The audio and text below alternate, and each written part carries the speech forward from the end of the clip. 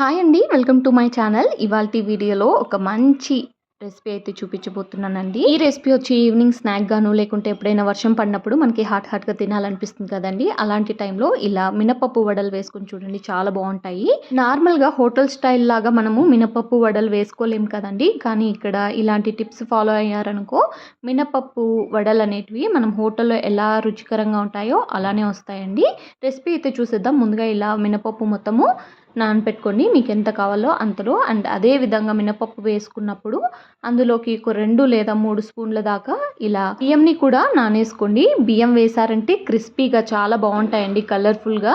So బియ్యం అయితే ఒక 2 టేబుల్ స్పూన్స్ వరకు వేసుకున్నాను. అండ్ ఈ 2 కూడా ఇలా మొత్తము కూడా వాష్ చేసేసుకోండి. వాష్ చేసుకున్న తర్వాత ఒక మిక్సీ జార్లోకి వేసుకొని మంచిగా పేస్ట్ చేసుకోండి.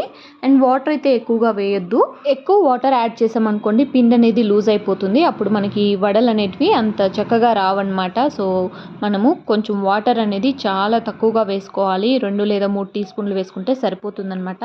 అప్పుడే మనకి ఈ వడలు అనేటివి పర్ఫెక్ట్గా వస్తాయండి. సో చూసారు కదా, ఇలా వాటర్ అనేది తక్కువగా వేసుకోవాలి. అండ్ మనము ఒక మంచి పేస్ట్ చేసుకుని అందులోకి ఇప్పుడు సన్నగా తురుము పెట్టుకున్న ఆనియన్స్, కొత్తిమీర, కరివేపాకు, అలాగే ఒక 2 లేదా 3 మిర్చి వేసుకోండి. ఇంకా తక్కువే కూడా వేసుకోండి. ఒకవేళ మీకు ఇష్టం లేకపోతే మిర్చి అనేది స్కిప్ చేసేసేయచ్చు. అండ్ 1 టేబుల్ స్పూన్ దాకా జీలకర్ర అయితే వేసుకున్నానండి. ఇప్పుడు రుచికి తగ్గట్టుగా ఉప్పు, అలాగే అందులోకి చిటికెడు వంట సోడా వేసుకొని మంచిగా మిక్స్ చేసుకోవాలండి. మరీ ఎక్కువ వేయకండి. అండ్ అల్లం కూడా చిన్న ముక్కలుగా తరుముకొని అల్లం కూడా వేసుకోండి. ఇక్కడ నేను వెల్లుల్లిపాయ వేయట్లేదు. ఇన్ కేస్ మీరు అల్లం ఇట్లా ముక్కలుగా వేసుకోవడం ఇష్టం లేకపోతే అల్లం వెల్లుల్లి పేస్ట్ వేసుకోవాలనిపిస్తే అలా కూడా వేసుకోవచ్చండి. బట్ క్రిస్పీగా ఉంటాయి కాబట్టి మనకి పంటి కింద పడుతూ ఉంటే బాగుంటాయి టేస్ట్ అనేది. సో దానికోసం అని చెప్పి ఇలా చిన్న ముక్కలుగా అల్లం తరుముకొని అల్లం వేసుకుంటున్నానండి. చూసారు కదా, ఇక్కడ పిండిలోకి మసాలాలు అన్నీ కూడా యాడ్ చేసేసామండి. ఇప్పుడు ఒక ప్యాన్ తీసుకొని అందులోకి తగినంత ఆయిల్ తీసుకోండి. ఆయిల్ బాగా హీట్ అయ్యే లోపు మనము ఇదంతా కూడా పిండి మిక్స్ చేసుకోవాలండి.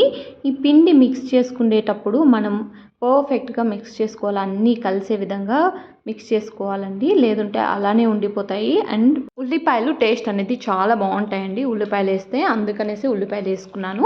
చిన్న ముక్కలుగా అయితే కట్ చేసి పెట్టుకున్నాం కదా, అవన్నీ కూడా విడిపోయేలాగా స్ప్రెడ్ చేసుకొని మరి ఇలా పిండి అంతా కలుపుకోవాలండి.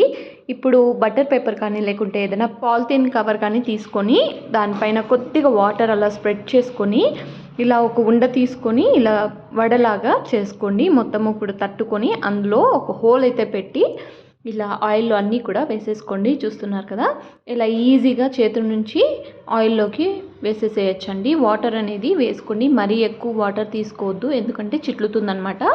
చూసారు కదా, సింపుల్ ప్రాసెస్ అండి. ఇప్పుడు అన్నీ కూడా వేసేసుకున్నాం కదా, ఎక్కడ గ్యాప్ లేకుండా వేసేసుకోండి.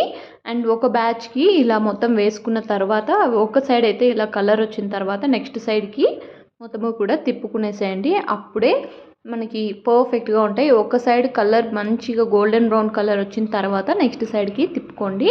అంతేనండి, చాలా సింపుల్. ఇలానే నెక్స్ట్ బ్యాచెస్ కూడా ఈజీగా వేసేసుకోండి. వాటర్ మాత్రం ఎక్కువగా అయితే కవర్కి కానీ లేకుంటే చేతికి కానీ వేసుకోకండి.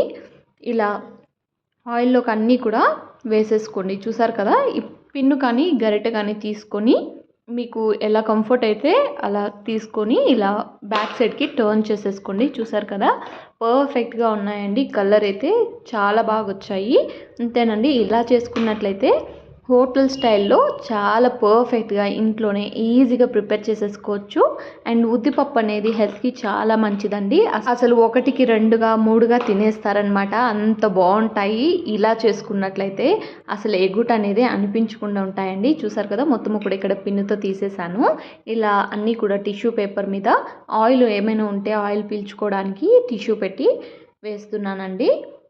చూసారు కదా, ఇక్కడ పర్ఫెక్ట్గా తీసేటప్పుడు నిదానంగా తీసుకోండి, ఎందుకంటే కాలుతూ ఉంటాయి. ఇలా చేసి చూడండి, పర్ఫెక్ట్గా దూదిగా చాలా బాగుంటాయండి. మళ్ళీ తినాలనిపిస్తుంది, అంత బాగుంటాయి ఈ ఉద్దిపప్పు వడలు.